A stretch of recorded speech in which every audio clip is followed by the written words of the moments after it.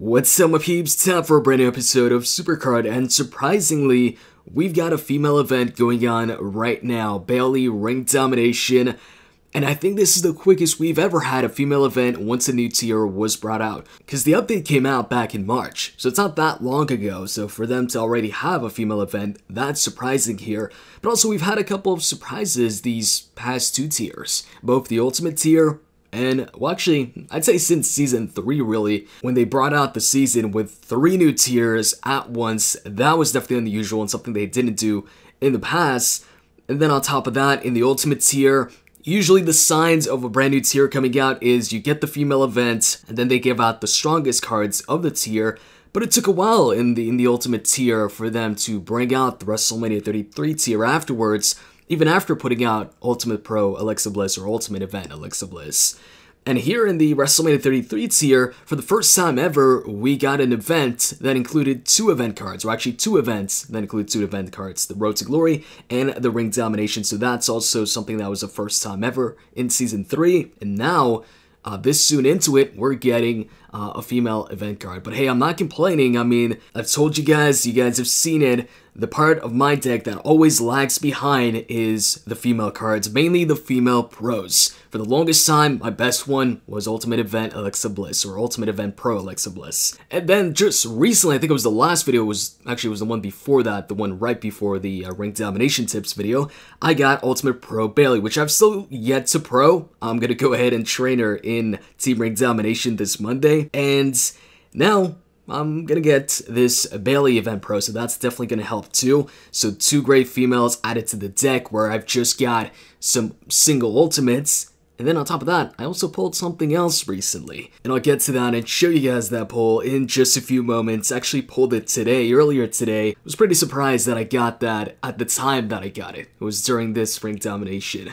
Anyways, you'll notice that I'm pretty behind in this RD, which is pretty normal for me. I usually take my time with these, and also on top of that, the start time has been messing me up lately. Not the best start time to start it. It's pretty late or pretty early, depends on how you see it in the AM, but at the end of the day, I'll still get the Bayley card. And speaking of being behind on things, I still haven't fully trained the second Matt and Jeff card from Road to Glory. While most people have trained them fully and maxed them out and pro them and everything, I'm still using this Ring Domination to go ahead and train them. So like you guys, I'm probably the laziest guy when it comes to training cards. I'll take my time, I'll wait for Ring Domination, Road to Glory, whatever it is, to help me do it. Sometimes I'll make an exception, like if I pull the pro, a normal card, not an event pro, I'll go ahead and pro it for you guys on video, and since I'm doing that, I'm most likely training the card in wild mode to get it maxed out and fully trained as quick as possible in that case. But in most cases, I'll usually wait for the event, so I'm taking full advantage of this event to get Matt and Jeff trained, and then afterwards, I'll go ahead, pro them, and definitely join a King of the Ring. I'm still waiting to pro them before joining one. I've noticed that a lot of people just join King of the Rings like pretty much whenever they can. So let's say you lose one or you win one, right away you go ahead and join one without, planifying, is that even a word? I mean, playing things ahead or, preparing some new cards to join the King of the Ring with. Some people just join King of the Ring after King of the Ring after King of the Ring. I'm not one of those people. I always have to wait. I always have to wait it out until I get a pro. But obviously, if you're one of the people that join King of the Rings right after the other one ends, and it works out for you and you win a bunch of King of the Rings that way, then keep on doing that. I'm just telling you guys what I personally do. Whenever I join a King of the Ring, you can guarantee that I've got at least one new pro in there. Now, that's not a guaranteed strategy. It's tough to have a guaranteed strategy in King of the Ring. There's a couple of principles, a couple of things to go by that will help you out, but there's no perfect setup that will win you a King of the Ring every single time. There's too many variables depending on who joins the King of the Ring, how they set their deck up, how they're gonna sandbag, if they're gonna have some maxed out cards, some semi-level cards, or cards at level 0, and how many bots are in the King of the Ring. Although if you've joined enough King of the Rings, you should know by now that the more bots there are, the better your chances of winning the whole thing, because these bots, don't even properly train or pro their cards. Oftentimes you'll notice when you face off against them, you'll beat cards that you aren't supposed to be. You'll have an Ultimate Pro, let's say, and you beat the WrestleMania 33 Pro. Now that's just an example, but that's how it is when you're facing off against bots. Supercard aside for a second, I wanted to talk about the latest WWE pay-per-view announced for Raw. It's a Raw exclusive pay-per-view. It's going to be called the Great Balls of Fire. You guys have probably already heard about it.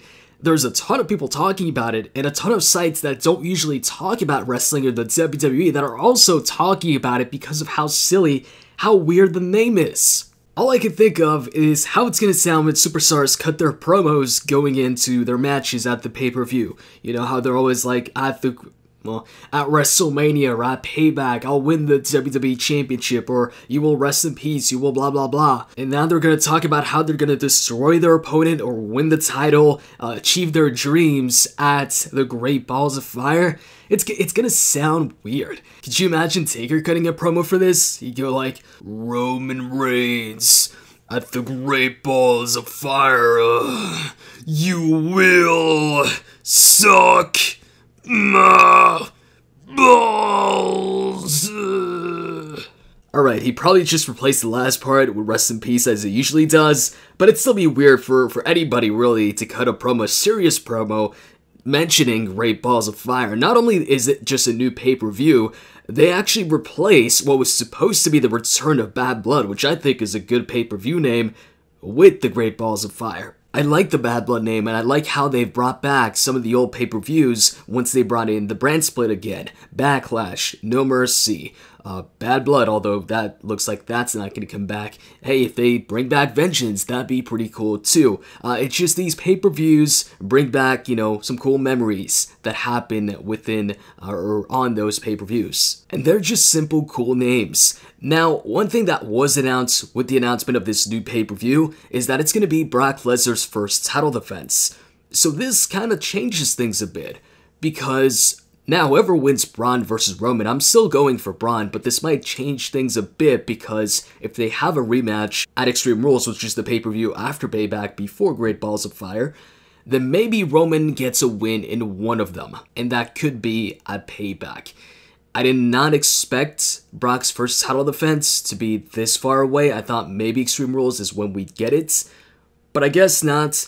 I'm still going for Braun though, so I'm not changing my prediction, but I will say that Roman's chances, at least in my view, have gone up just slightly if they do a rematch, because once again, they've got to stall right now so that they can save Brock and Roman. They've got to have a couple of rematches when Roman is in a feud, or, you know, Brock Lesnar is in a feud, to keep these guys busy for a while. But yeah, so it looks like Brock's going to have his first title defense at that pay-per-view, and I'm still saying it's going to be Brock versus Braun Strowman. That does not change. But now that also brings up the question, what's going to main event Extreme Rules if we don't have a championship match? Once again, speaking of championship matches, I didn't know up until, like, this week that the Horrors, or what's the match again? House of Horrors match isn't even a title match. It's a non-title match. So I'd say Bray's chances of beating Randy are a bit higher, but still, it's Bray Wyatt. He loses everything, so don't get your hopes too high if you're a big Bray Wyatt fan and you want to see him win. Honestly, when it comes to me, I've kind of lost hope when it comes to Bray Wyatt. Like, I've accepted that he's probably not gonna, you know, win a bunch of titles. Actually, not even just titles, but, you know, big matches, matches that matter, feuds. It just seems like he's gonna keep on doing the same thing. I mean, some might say it's still early, but dude's been in the company for years now. He just won the championship, held it until his first title defense, and lost it. And he was all like, hey, I'm even stronger than ever before now that you've burned down my house or whatever. And he went ahead and lost to Randy like nothing happened. When he won the title at the Elimination Chamber, it seemed like maybe things would change for Bray, but now he's on Raw. I don't see him, you know, getting more exposure or being booked stronger than the current strongest guys on that roster, like Braun Strowman, Brock, Roman Reigns, or even Seth Rollins. And it's just, everything, it's always the same. He talks a big game, you know, he spooks his opponent out, or tries to, on the Titantron, goes ahead, talks about his message, blah blah blah, and then, you know, when it actually matters, he always loses. And when he wins, it's one match out of 3 or whatever that he wins, and his opponent goes ahead and wins the rest and wins the actual feud. The only feuds he does win is the non-important ones or the non-big ones. And hey, even if he wins this Sunday against Randy, doesn't matter. I think his next feud is against Finn, because he's already talked about him. Chances are he's going to win this, so he can lose that one, so he doesn't look too bad because he lost, or won, his previous feud, kind of. He didn't really win because he didn't even get a championship rematch. He got a non-title rematch. But anyways, let me freaking stop ranting about Bray versus Randy. I will say this though, I do hope that they get to put on a good match. I believe it's going to be the main event. I was disappointed in their No Mercy match. I was incredibly disappointed with the Wrestlemania match, especially after Bray Wyatt, I think in an interview, said that it's going to be hard for Goldberg and Brock Lesnar to top me and Randy. What? Goldberg and Brock was a lot better than Bray versus Randy at WrestleMania. But anyways, back to what I was saying. Hopefully the House of Horrors stipulation, whatever that's going to be, led to the best Randy versus Bray match we've gotten so far. But personally, I'm looking forward to the first title defense that Randy's going to have against Jinder Mahal more than the House of Horrors match. Now, I'm sure a bunch of you are waiting to find out what my latest poll was that I teased in the beginning of the video. And that poll happened as soon as I got the Brian Kendrick card on that last shard. I went ahead and pulled WrestleMania 33 Nikki Bella. So that's going to help out a lot when it comes to the Road to Glory deck. Now I'm going to be able to replace my 3 single Ultimate Female cards with single WrestleMania 33 Nikki Bella, Ultimate Pro Bayley, Event Bayley, and then later on Event Pro Bayley. And on top of that, I've still got Matt and Jeff to Pro and max out. So we're going to get a huge boost in the Road to Glory deck. So I hope you guys enjoyed this video. If you did, you can click that like button down below. And with that said, I'm out guys. See ya.